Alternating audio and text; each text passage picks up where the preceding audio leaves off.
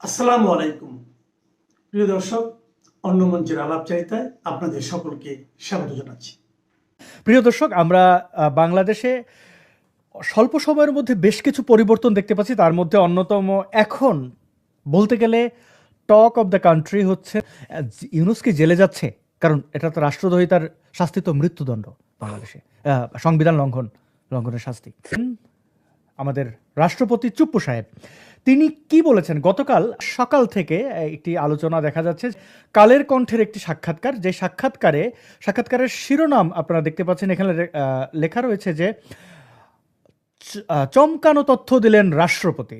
এখানে কি কি তথ্য তিনি দিয়েছেন আমি যদি সংক্ষেপে বলি আপনাদেরকে, ইন্টারভিউটি একটু বড়, যে তিনি বলছেন ১.৫ বছর কার্যত সিদ্ধান্ত ও আলোচনার বাইরে ছিলেন তিনি, অথচ তাকে অপসারণের নানা চক্রান্ত চলেছে। তিনি বলেছেন অসাংবিধানিক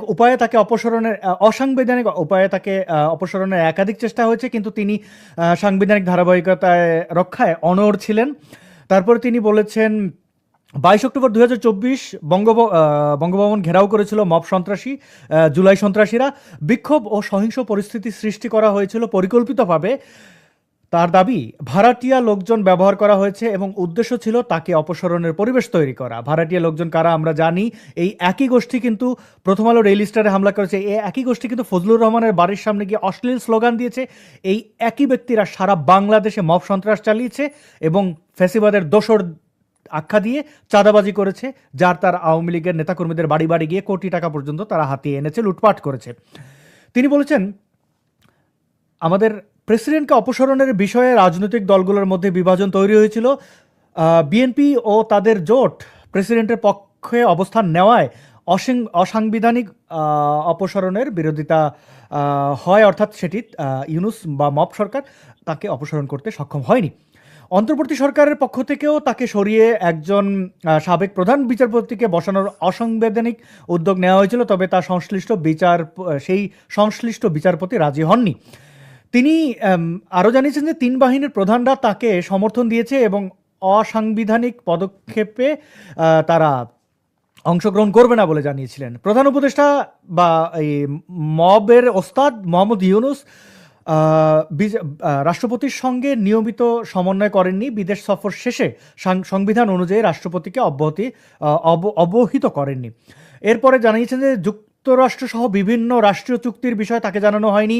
তার বিদেশ সফর আটকে দেওয়া হয়েছে, যেমন কসোভো ও কাতারের আমন্ত্রণে যেতে দেওয়া হয়নি। বিশ্বজুড়ে বাংলাদেশ হাইকমিশনগুলো থেকে তার ছবি সরিয়ে ফেলা হয়েছে, যা তিনি অপমানজনক ও অপসারণ প্রক্রিয়ার অংশ বলে মনে করেছেন। বঙ্গভবনের প্রেস উইং প্রত্যাহার করা হয়েছে, ফলে তিনি গণমাধ্যমে বক্তব্য বা আনুষ্ঠানিক বার্তা দিতে বাধাগ্রস্ত হয়েছেন। জাতীয় দিবসে রাষ্ট্রপতির বাণী প্রকাশ বন্ধ রাখা হয়েছিল, যা তিনি ইচ্ছাকৃতভাবে তার জনসংযোগ যেটা বা জনসম্মুখ উপস্থিতি সীমিত করার অপচেষ্টা হিসেবে দেখেছেন। এই দীর্ঘ ইন্টারভিউর সারমর্ম আমি বলার চেষ্টা করলাম বা সারাংশ বলার চেষ্টা করলাম। আপনারা এই ইন্টারভিউটি পড়ে দেখতে পারেন, ইউটিউবের ডেসক্রিপশনে এটি দেওয়া থাকবে।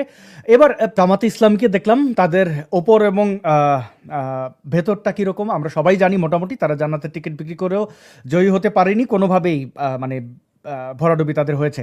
তো এই জামাত ব্যাক্ট ইউনূস, সে যে রাষ্ট্রপতিকে স্বয়ং এইভাবে বন্দি করে রাখলো, কার্যত তিনি এখন মুক্তি পেয়েছেন জেলখানা থেকে। রাষ্ট্রপতি তাঁর অভিব্যক্তিতে এটাই স্পষ্ট করেছেন, ইউনূস কি জেলে যাচ্ছে, কারণ এটা তো রাষ্ট্রদ্রোহিতার শাস্তি, তো মৃত্যুদণ্ড বাংলাদেশে, সংবিধান লঙ্ঘনের শাস্তি। মোহাম্মদ ইউনূসের অন্তর্বর্তী সরকারের সময় দুর্দণ্ড প্রতাপের সঙ্গে দাপিয়ে বেড়ানো মোহাম্মদ তাজুল ইসলামকে আন্তর্জাতিক অপরাধ ট্রাইব্যুনাল বা আইসিটির প্রধান কৌঁসুলির পদ থেকে সরিয়ে দেওয়া হয়েছে। নতুন চিফ প্রসিকিউটর হিসেবে নিয়োগ পেয়েছেন মোহাম্মদ আমিনুল ইসলাম। আইন, বিচার ও সংসদ বিষয়ক মন্ত্রণালয় থেকে সোমবার এক প্রজ্ঞাপনে এ তথ্য জানানো হয়েছে। আইন বিশেষজ্ঞরা মনে করেন, এই পরিবর্তনের মধ্য দিয়ে আইসিটিতে যে স্বার্থের দ্বন্দ্ব নিয়ে জুলাই হত্যাকাণ্ডের বিচার শুরু হয়েছিল, সেটি থেকে খানিকটা রেহাই পেল। কারণ বিগত আওয়ামী লীগ সরকার আমলে একই আদালতে চলা মামলাগুলোতে তাজুল ইসলাম ছিলেন আসামি পক্ষের আইনজীবী। ক্ষমতার পালা বদলে তাজুল ইসলাম রাতারাতি হয়ে যান রাষ্ট্রপক্ষের আইনজীবী। তাজুল ইসলামকে সরিয়ে দেওয়া হলেও প্রসিকিউশনে এখনো অনেক আইনজীবী আছেন যারা যুদ্ধাপরাধীদের আইনজীবী ছিলেন। দেশি বিদেশি নানা সংস্থা, এমনকি সংবাদ মাধ্যমেও এই স্বার্থের দ্বন্দ্ব নিয়ে প্রশ্ন উঠলে অন্তর্বর্তী সরকার ছিল নীরব দর্শকের ভূমিকায়। উল্টো বিচারকদের সামনে দাঁড়িয়ে আসামি পক্ষের আইনজীবীকে তাজুল ইসলামের প্রকাশ্যে হুমকি দেয়া, পাবলিক সভায় প্রকাশ্যে খুনের মতো ফৌজদারি অপরাধের বিচার তাড়াহুড়ো করে করার মতো বক্তব্য দিয়ে বহু বিতর্কের জন্ম দিয়েছিলেন। আইন বিশেষজ্ঞরা বলছেন, তাজুল ইসলামকে সরিয়ে দেওয়ার মাধ্যমে রাজনৈতিক পক্ষপাতিত্বমূলক বিচারের আশঙ্কা থেকে কিছুটা মুক্ত হওয়া গেলেও এখনো সবচেয়ে বড় প্রশ্নটি শুরু হওয়া বাকি আছে। সেটি হলো, যেভাবে অন্তর্বর্তী সরকার চারবার অধ্যাদেশের মাধ্যমে আন্তর্জাতিক অপরাধ ট্রাইব্যুনাল আইনটি সংশোধন করেছে, সে প্রক্রিয়া ও সংশোধনের অনেকগুলো বিষয় ছিল অসাংবিধানিক। বিষয়টি নিয়ে অনেক দেশি ও বিদেশি সংস্থা এবং আইনজীবীরা প্রশ্ন তুলেছিলেন। বিএনপি ক্ষমতায় আসার পর থেকে সাংবিধানিক প্রক্রিয়ায় আইনের শাসন প্রতিষ্ঠার উপর জোর দিয়ে যাচ্ছে। প্রশ্ন উঠেছে, সংবিধানের এত বড় লঙ্ঘনের মধ্য দিয়ে যে বিচার প্রক্রিয়া চলছে, তার সংশোধনের জন্য বাংলাদেশের নতুন সরকার কি আদৌ কোনো পদক্ষেপ নেবে? 22 ফেব্রুয়ারি মধ্যরাত থেকে সামাজিক মাধ্যমে চাওয়া হয় আইসিটির চিফ প্রসিকিউটরের পদ থেকে সরিয়ে দেওয়া হচ্ছে জামাতপন্থী আইনজীবী তাজুল ইসলামকে। 23 ফেব্রুয়ারি দুপুর 2টায় ট্রাইব্যুনালের নিজ কার্যালয়ে এসে বিদায়ী চিফ প্রসিকিউটর মোহাম্মদ তাজুল ইসলামের কাছ থেকে আনুষ্ঠানিকভাবে দায়িত্ব নেন অ্যাডভোকেট আমিনুল ইসলাম। এর আগে সকালে অ্যাডভোকেট আমিনুল ইসলামের নিয়োগ সংক্রান্ত প্রজ্ঞাপন জারি করে আইন, বিচার ও সংসদ বিষয়ক মন্ত্রণালয়। মন্ত্রণালয়ের সলিসিটর মোহাম্মদ মঞ্জুর হোসেন স্বাক্ষরিত প্রজ্ঞাপনে বলা হয়, ট্রাইব্যুনালের মামলা পরিচালনার জন্য আমিনুল ইসলামকে পুনরাদেশ না দেওয়া পর্যন্ত চিফ প্রসিকিউটর পদে নিয়োগ দেওয়া হলো। একই সঙ্গে তাজুল ইসলামের নিয়োগ সংক্রান্ত আদেশ বাতিল করা হলো। বিদায় নেওয়ার সময় তাজুল ইসলাম সাংবাদিকদের বলেছেন, রাজনৈতিক সরকার যখন নতুন দায়িত্ব নেয়, স্বাভাবিকভাবে তাদের পছন্দনীয় লোকজনকে বসাবে, এটা হচ্ছে স্বাভাবিক নিয়ম। দর্শক, তাজুল ইসলামের এই বক্তব্য যদি ধরে নেই, তাহলে প্রশ্ন ওঠে, বিগত অন্তর্বর্তী সরকার আমলে জামাতপন্থী এমনকি যে আইনজীবী একই আদালতে আসামিপক্ষের আইনজীবী ছিলেন, তাকে নিয়োগ দেওয়ার অর্থ কি সরকার জামাতের পছন্দ মতোই আইসিটি চালাতো? তাজুল ইসলাম ছাত্র জীবনে শিবিরের রাজনীতির সাথে জড়িত ছিলেন। যুদ্ধাপরাধের দায়ে অভিযুক্ত জামাতের নেতাদের আইনজীবী ছিলেন তিনি। ছিলেন এবি পার্টির নেতা। তাজুল ইসলামের নিয়োগের পরপরই এই স্বার্থের দ্বন্দ্ব নিয়ে ব্যাপক প্রশ্ন উঠেছিল। মুক্তিযুদ্ধের সময় মানবতা বিরোধী অপরাধের জন্য এটিএম আজহারুল ইসলামের বিরুদ্ধে আন্তর্জাতিক অপরাধ ট্রাইব্যুনালে মামলা চলাকালে তার পক্ষের আইনজীবী ছিলেন তাজুল ইসলাম।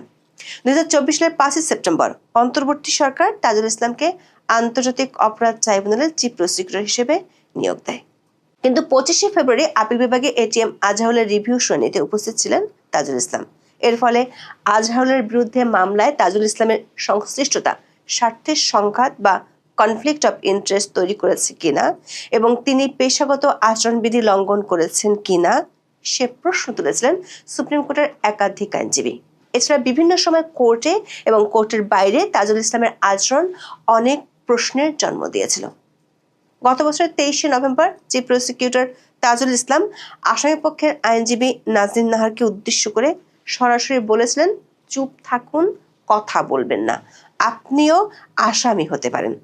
এরপর তিনি যোগ করেন, নাজনীনের বিরুদ্ধে বিভিন্ন জায়গা থেকে অভিযোগ পাওয়া যাচ্ছে। চিফ প্রসিকিউটরের এমন খবর গণমাধ্যমে প্রকাশ হওয়ার পর আদালত পাড়ায় এ নিয়ে ব্যাপক আলোচনা শুরু হয়েছিল। আন্তর্জাতিক আইনের মানদণ্ড অনুযায়ী এটি ছিল একটি হুমকি, যার স্থান কোনো আদালতে থাকতে পারে না।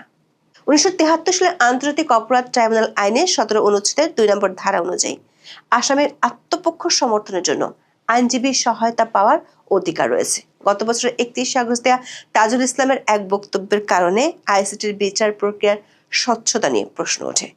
ঢাকায় 31 আগস্ট এক অনুষ্ঠানে তিনি বলেন, আগামী নির্বাচিত সরকার জুলাই আন্দোলনে সংগঠিত অপরাধ এবং গুম খুন সহ আওয়ামী লীগ সরকারের শাসনামলে সংগঠিত মানবতাবিরোধী অপরাধের বিচার প্রক্রিয়া নিয়ে অগ্রসর হবে কিনা সেজন্য তাড়াহুড়ো করতে হচ্ছে। ফলে যতটা নিখুঁতভাবে এই কাজটা করা দরকার ছিল তা তারা হয়তো করতে পারবে না, অনেক বেশি হ্রাস করতে হচ্ছে বলে মন্তব্য করেছিলেন তিনি।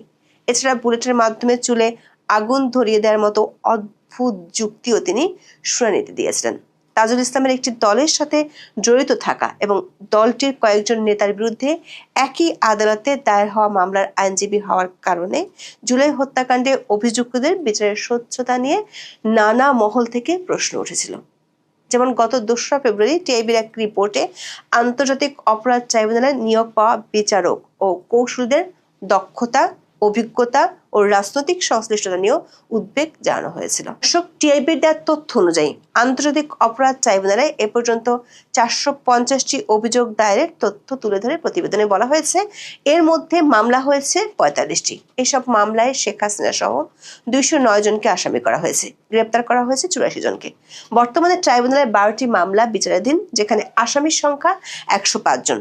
বিশেষজ্ঞরা মনে করেন তাজুল ইসলামকে সরিয়ে দেওয়ার কারণে স্বার্থের দ্বন্দ্ব থেকে আপাতত রেহাই পেল ট্রাইব্যুনাল।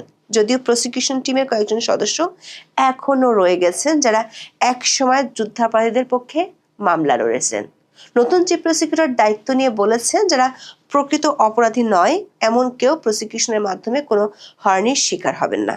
সুপ্রিম কোর্টের সিনিয়র আইনজীবীরা প্রশ্ন রেখেছেন, স্বার্থের দ্বন্দ্বের বিষয়টি থেকে মুক্ত হওয়া গেলেও বর্তমান আইসিটি গঠনে যে অসাংবিধানিক প্রক্রিয়া বিগত অন্তর্বর্তী সরকার অনুসরণ করেছে তা থেকে মুক্তি মিলবে কবে? মানে গোড়াতেই যে গলদ রয়ে গেছে সেটি ঠিক হবে কবে?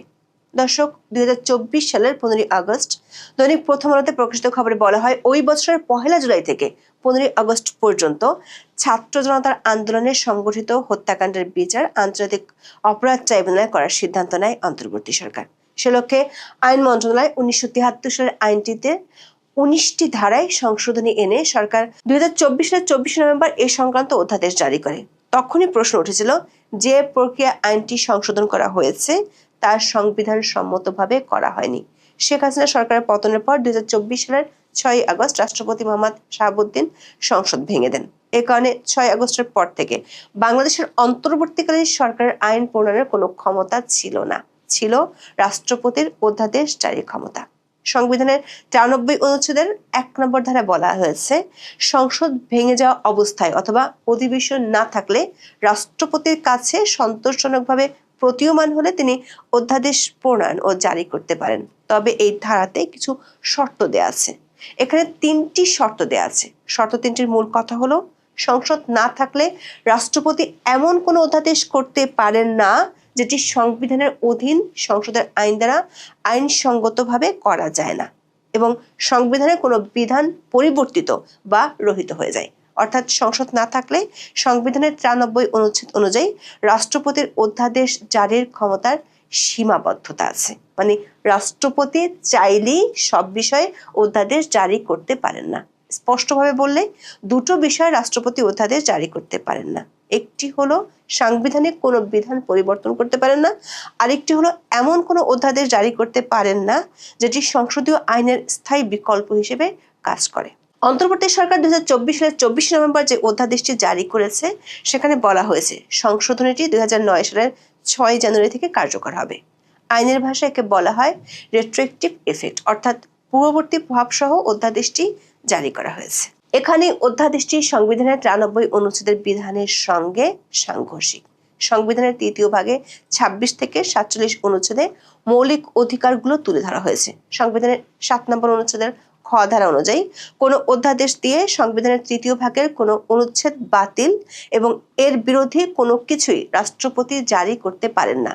আমাদের বিশ্লেষণ হলো, আন্তর্জাতিক অপরাধ ট্রাইব্যুনাল আইনের সংশোধনের জন্য 2024 সালের 24 নভেম্বর যে অধ্যাদেশ জারি করা হয়েছে সেটি সংবিধানের মৌলিক অধিকারের 35 অনুচ্ছেদের 1 নম্বর ধারার সুস্পষ্ট লঙ্ঘন। ধারাটিতে বলা হয়েছে, অপরাধের দায়যুক্ত কার্য সংগঠনকালে বলবৎ ছিল এমন আইন ভঙ্গ করার অপরাধ ছাড়া কোনো ব্যক্তিকে দোষী সাব্যস্ত করা যাবে না, এবং অপরাধ সংগঠনকালে বলবৎ সেই আইন বলে যে দণ্ড দেয়া যেতে পারত তাকে তার বেশি বা তার থেকে ভিন্ন দণ্ড দেয়া যাবে না। আইসিটি আইনের সবশেষ সংশোধনী অনুযায়ী 2009 সালের 6 জানুয়ারি থেকে বিগত আওয়ামী লীগ সরকারের আমলে হওয়া গুম খুনের ঘটনা ও জুলাই হত্যাকাণ্ডগুলো বিচার এই আইনের অধীনে করা যাবে।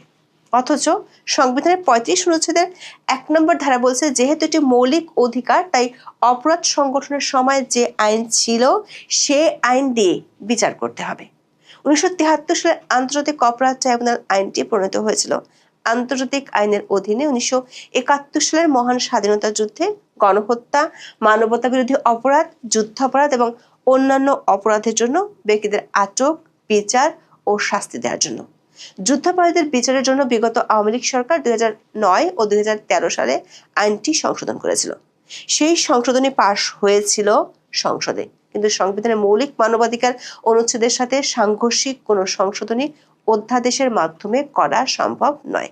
সেটি করতে হলে অবশ্যই সংসদের মাধ্যমে করতে হবে। বিশেষজ্ঞরা মনে করছেন সে হিসেবে অন্তর্বর্তী সরকার আইসিটি আইনের সংশোধনীর যে অধ্যাদেশ জারি করেছিল তা দিয়ে 2024 সালের 24শে নভেম্বর থেকে সংগঠিত একই ধরনের অপরাধের বিচার করা সম্ভব। তার আগের অপরাধগুলোর বিচার করলেও আদালতের রায় দেওয়ার এখতিয়ার নিয়ে প্রশ্ন। আইনজীবীরা মনে করেন অন্তর্বর্তী সরকার অধ্যাদেশ প্রণয়ন করতে পারেন, কিন্তু সাংবিধানিক বিধান বা মৌলিক আইন প্রণয়নের কাঠামো সংশোধন, বাতিল বা অগ্রাহ্য করার ক্ষমতা তাদের নেই। ট্রাইব্যুনালের এখতিয়ার নিয়ে 2025 সালের 20শে জানুয়ারি জিয়াউল হাসানের পক্ষে তার আইনজীবী আদালতে চ্যালেঞ্জ করেছিলেন। সেখানে অনেকগুলো ইস্যুর পাশাপাশি এই বিষয়টিও আদালতের নজরে আনা হয়েছিল। তবে আন্তর্জাতিক অপরাধ আদালত এ ধরনের আপিল শোনার এখতিয়ার তাদের নেই বলে রিটটি বাতিল করে দেয়। আইনজীবীরা বলছেন আইনের ভাষায় এটাকে বলা হয় ডক্ট্রিন অফ কালারেবল লেজিসলেশন বা ফ্রড অন দ্য কনস্টিটিউশন বা সংবিধান জালিয়াতির মতবাদ। আইনজীবীরা বলছেন 1973 সালে আইনটি করা হয়েছিল 71-এর স্বাধীনতা যুদ্ধের সময় সংগঠিত অপরাধগুলোর বিচারের জন্য। রোম সংবিধি সহ আন্তর্জাতিক আইনগুলোর বিধান অনুযায়ী এ ধরনের আইনের জন্য শর্ত হলো অবশ্যই যুদ্ধ সংঘটিত হবে। কোনো সাধারণ রাজনৈতিক বিরোধ সংঘাতকে এই আইনের আওতায় দেখার সুযোগ নেই বলে মনে করেন বিশেষজ্ঞরা। দর্শক, অন্তর্বর্তী সরকার চারবার এই আইনটি সংশোধন করে আলাদা আলাদা অধ্যাদেশ জারি করেছিল। যখন যাকে ঘায়েল করার দরকার হয়েছে তখনই তারা এটাকে অস্ত্র হিসেবে ব্যবহার করেছে। আমরা জানতে পেরেছি আইসিটি আইনের সংশোধনীটি নিয়ে কমপক্ষে 3টি আন্তর্জাতিক সংস্থা অন্তর্বর্তী সরকারের কাছে তাদের আপত্তির কথা জানিয়েছিল। এর একটি হলো ইউরোপীয় ইউনিয়ন। 2024 সালের 5 নভেম্বর বাংলাদেশ যৌথ কমিশনের বৈঠকে সংস্থাটির পক্ষ থেকে আন্তর্জাতিক অপরাধ ট্রাইব্যুনালের আইনি কাঠামো নিয়ে উদ্বেগ প্রকাশ করেছিল। সংস্থাটির পক্ষ থেকে তখন বেশ কিছু সুপারিশ করা হয়েছিল, কিন্তু সরকার সেগুলো সংশোধনীতে রাখেনি। দ্বিতীয় সংস্থাটি হলো জাতিসংঘের মানবাধিকার কমিশন।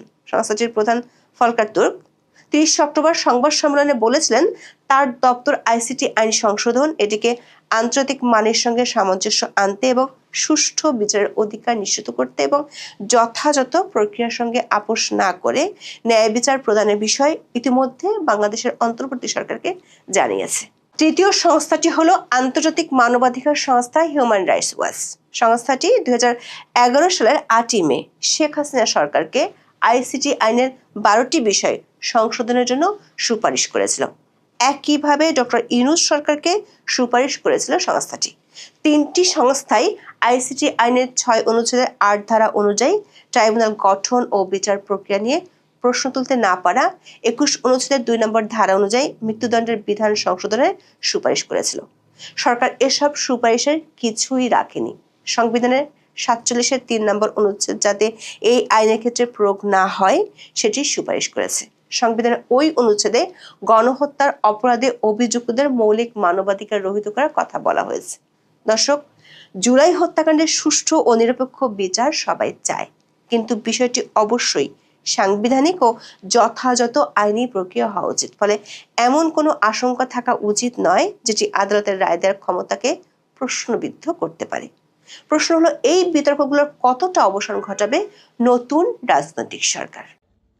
আপনারা 21শে ফেব্রুয়ারি মহান ভাষা দিবস, মহান শহীদ দিবস, আন্তর্জাতিক মাতৃভাষা দিবস পালন করেছেন যারা, তারা অনেকেই দেখেছেন যে বাংলা ভাষা হাজার হাজার বছরের পুরনো একটি ভাষা। আর ইসলামের বয়সও আমাদের এই ভারতবর্ষে 1000 বছরের প্রায় কাছাকাছি। এই সময়টাতে বাংলাদেশের মানুষ নতুন করে মুসলিম হচ্ছে, ইসলাম গ্রহণ করতেছে, বিষয়টা এরকম না। কিন্তু কিছু কিছু নতুন শব্দ সুলকানির মতো করে বাতাস দেওয়া হচ্ছে। তা এখন এর একটি শব্দ হচ্ছে ইনসাফ। আমাদের বাংলা ভাষায় একটি সুন্দর প্রতিশব্দ হচ্ছে ন্যায় বিচার। এই ন্যায় বিচারের ধারণাটি বাংলা ভাষায়, বাংলা সাহিত্যে, বাংলা সংস্কৃতিতে হাজার বছরের পুরনো। এখন নতুন করে আপনি ইনসাফ করেছেন। তো এই ইনসাফ যখন হয়েছে তখন এর এই ভাষাটির, এই শব্দটির ভ্যালু আর যখন এটি ন্যায় বিচার ছিল সেটার ভ্যালু কতটা ডিফার করে সেটার একটা উদাহরণ দেই। বিগত সরকারের বিরুদ্ধে অনেক দুর্নীতির অভিযোগ আপনারা করেছেন, আমরা শুনেছি, এবং ওই সময়ে দুর্নীতির কোনো মন্ত্রী, কোনো এমপি বা কারো বিরুদ্ধে যখন অভিযোগ হতো তখন কোটি টাকা, শত কোটি টাকার ঘোষণা হতো। আর এখন এটাকে ইনসাফ নিয়ে যারা কাজ করছেন, এই তাজুলরা, রাজাকার তাজুল, প্রসিকিউটর তাজুল, আন্তর্জাতিক অপরাধ ট্রাইব্যুনালের প্রসিকিউটর তাজুল, তার দুর্নীতি নাকি শুরুই হচ্ছে 1000 কোটি দিয়ে। খেয়াল করে দেখেন, গতকাল আন্তর্জাতিক অপরাধ ট্রাইব্যুনালের এই প্রসিকিউটরকে অব্যাহতি দেওয়া হয়েছে বা বহিষ্কার করা হয়েছে, এবং তার স্থলে আরেকজনকে স্থলাভিষিক্ত করা হয়েছে।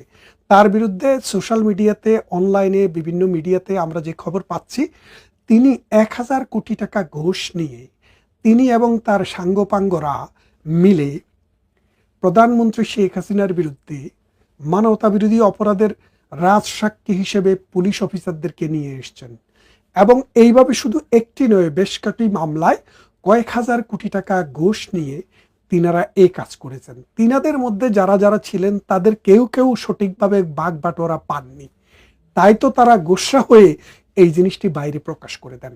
আর এই প্রকাশিত হওয়ার পর তাজুলকে বিদায় নিতে হয়। এখন তাজুলের বিদায়ের ফলে প্রশ্নটা কি দাঁড়াচ্ছে? যেই বিচারটি আন্তর্জাতিক অপরাধ ট্রাইব্যুনাল করেছে, সমাধা করেছে, বিচার করেছে, সেখানে এখন সেখানকার যে জাস্টিসরা আছেন তাদের সম্পর্কে আমাদের ইনভেস্টিগেশন করা দরকার।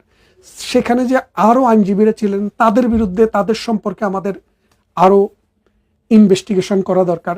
সেখানে যারা সাক্ষ্য দিয়েছেন তাদেরকেও আমাদের ইনভেস্টিগেশন করা দরকার, কারণ এই 1000 কোটি টাকা কোন কোন পকেট থেকে এসছে এবং কোন কোন পকেটে গিয়েছে সেটাকে আইডেন্টিফাই করতে হবে। এবং এর ফলে যেটা হবে যে আগামী দিনে শেখ হাসিনার বিরুদ্ধে যে জাজমেন্টটি হয়েছে, যে সাজানো মঞ্চস্থ করা হয়েছে যে নাটকটি, সেই নাটকে প্রধানমন্ত্রী শেখ হাসিনা এবং আসাদুজ্জামান খান কামাল দুইজনের ফাঁসির রায় দেওয়া হয়েছে। এই ফাঁসির রায়টি এখন কি হবে? আমি বিশ্বাস করি এখন যদি আমাদের কোনো একজন আইনজীবী সুপ্রিম কোর্টে, হাইকোর্ট ডিভিশনে যদি একটি রিট পিটিশন করেন এবং চ্যালেঞ্জ করেন যে এই মামলার কার্যক্রমটি কেন অবৈধ ঘোষণা করা হবে না, তাহলে ফলাফলটি কি হতে পারে? ফলাফলটি হতে পারে এই মামলার সমস্ত কার্যক্রমকে অবৈধ ঘোষণা করা হতে পারে। এক। দ্বিতীয় কথা হচ্ছে, এখন সময় এসছে যে আন্তর্জাতিক অপরাধ ট্রাইব্যুনালে যে বিচারটি হয়েছে সেই বিচারটি যে নাল অ্যান্ড ভয়েড ছিল সেটাকে চ্যালেঞ্জ করা। কেন চ্যালেঞ্জ করা আপনাকে বলি। আন্তর্জাতিক অপরাধ ট্রাইব্যুনালে শেখ হাসিনার বিচার শুরু হওয়ার আগে 50 থেকে 100টি মামলা রুজু হয়েছে, প্রায় 50-এর অধিক মামলার রায় হয়েছে। আপনারা দেখেন, এদের একজনকেও 1971 সালের পরবর্তী কোনো ঘটনার জন্য কনভিকশন দেওয়া হয়নি। তাদের বিরুদ্ধে 1971 সালের 26শে মার্চ থেকে 16ই ডিসেম্বর পর্যন্ত সময়ের বাইরে কোনো ঘটনার জন্য চার্জ গঠন করা হয়নি। আপনারা যদি একটু ঘেঁটে দেখেন, বাংলাদেশে 1973 সালে বঙ্গবন্ধু যখন এই আন্তর্জাতিক অপরাধ ট্রাইব্যুনাল অধ্যাদেশ আইনটি করেন, সেখানে যদি আপনারা পার্লামেন্টারি হ্যান্সারটি দেখেন, পার্লামেন্টারি হ্যান্সার দেখলেও আপনারা ক্লিয়ারলি বুঝতে পারবেন এই আইনটি মূলত করা হয়েছে 1971 সালের 26শে মার্চ থেকে 16ই ডিসেম্বর পর্যন্ত সময়ে রাষ্ট্র যখন কেইফাবল ছিল না, রাষ্ট্র যখন ফাংশনিং ছিল না, সেই সময়ে যে অপরাধগুলো সংগঠিত হয়েছে সেই অপরাধগুলোর বিচার করার জন্য। আপনারা জানেন 26শে মার্চে যখন আমাদের স্বাধীনতা ঘোষণা হয়, তখন বাংলাদেশের কুষ্টিয়া জেলার বৈদ্যনাথ তলার, মেহেরপুরের বৈদ্যনাথ তলার আম্রকাননে একটি সরকার গঠিত হয়েছিল। সেই সরকারটি 17ই এপ্রিল শপথ নিয়েছিল। 10 এপ্রিল প্রথমে গঠিত হয়, 17ই এপ্রিলে সেটি শপথ গ্রহণ করে এবং তারপরে এটি ভারতে কার্যক্রম পরিচালনা করে। যে এটাকে অনেক সময় প্রবাসী সরকার হিসেবেও বলা হয়। তাদের সেই প্রক্লেমেশন, ডিক্লারেশন অফ ইন্ডিপেন্ডেন্স, সেগুলাকে আমরা কনস্টিটিউশনের অংশ করে নিয়েছি 1972 সালের সংবিধানে। তাহলে খেয়াল করে দেখেন, আমাদের একটি সরকার গঠিত হয়েছিল, রাষ্ট্র আমরা ডিক্লারেশন দিয়েছি, কিন্তু রাষ্ট্রটিকে স্বাধীন করার জন্য, মুক্ত করার জন্য আমরা 9 মাস যুদ্ধ করার পর 1971 সালের 16ই ডিসেম্বরে আমরা রাষ্ট্রের সার্বভৌমত্ব অর্জন করি। তার মানে আমাদের সার্বভৌম ক্ষমতা ছিল না 1971 সালের 16ই ডিসেম্বরের আগ পর্যন্ত।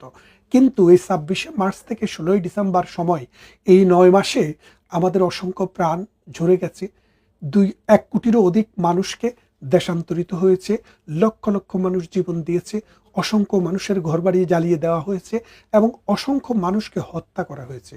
ওই সময়ে যেহেতু পাকিস্তানি জান্তা সরকার, পাকিস্তানি দখলদার সরকার ক্ষমতায় ছিল, আমাদের পক্ষে সেই বিচারগুলো করা সম্ভব হয়নি। তাই আমরা 1973 সালে এই আইনটি করেছিলাম যে সেই সময় মানুষ যে জাস্টিস পায় নাই, মানুষের উপরে যে অমানবিক মানবাধিকার লঙ্ঘনের যে ঘটনাগুলো ঘটেছে সেগুলো বিচার করার জন্য। তাই তো 1973 সালের আন্তর্জাতিক অপরাধ আইনের যে ট্রাইব্যুনাল আইন, যেটি সে আইনে 1971-এর পরের কোনো ঘটনার বিচার চলে না। যদি করতে হয় তাহলে সেটা পার্লামেন্টে নতুন করে একটি অ্যাক্ট করে সেই বিচারটা করতে হবে। তাছাড়া বাংলাদেশে যে হত্যা, দর্শন, গুম, খুন এইসবের বিচার করার জন্য আমাদের পেনাল কোড ফাংশনিং, আমাদের সরকার ফাংশনিং, আমাদের হাইকোর্ট ফাংশনিং, আমাদের অর্গানগুলো ফাংশনিং। তাহলে শেখ হাসিনার সরকার যখন 5 আগস্ট 2024 সালে ক্ষমতা ত্যাগ করে, তখন তাদের বিচার করার জন্য ডক্টর ইউনূসের সরকার ছিল।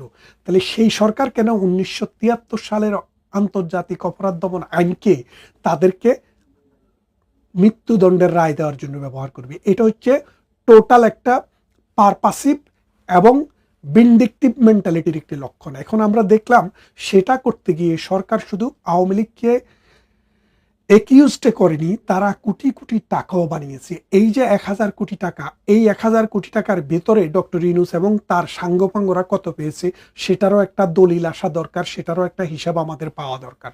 আসুন আমরা শুধু ডক্টর ইউনূস নয়, শুধু এই রাজাকার তাজুল নয়, রাজাকার কেন বলছি, সে তো রাজাকারদের অ্যাডভোকেট, সে তো রাজাকার যতগুলার ফাঁসি হয়েছে তার বেশিরভাগের অ্যাডভোকেট ছিল। যখনই ক্ষমতার পালা বদল হয়েছে, রাজাকাররা ডক্টর ইউনূসের মাধ্যমে যখনই রাষ্ট্র ক্ষমতা দখল করেছে, তখনই সে কিন্তু কাদের পক্ষে গেল?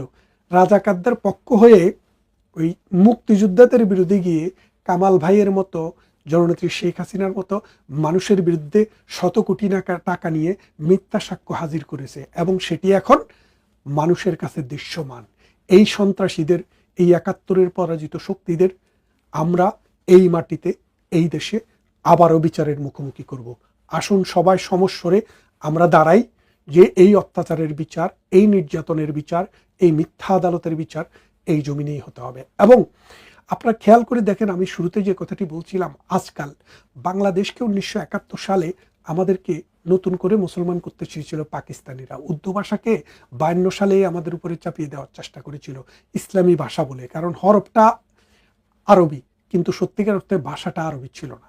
তারপরও এই ধর্মন্ধ গোষ্ঠী আমাদের উপরে ধর্ম দিয়ে শোষণ করার চেষ্টা করেছিল। ঠিক এখন যখন প্রগতিশীল শক্তি, আওয়ামী লীগ, মুক্তিযুদ্ধের সপক্ষের শক্তি যখন রাজনৈতিকভাবে কোণঠাসা, তখন ঠিক তারা আবার ওই ইনকেলাব, ওই ইনসাফ, ওই আদল এগুলোকে আমাদের সামনে নিয়ে এসছে। কেন নিয়ে এসছে?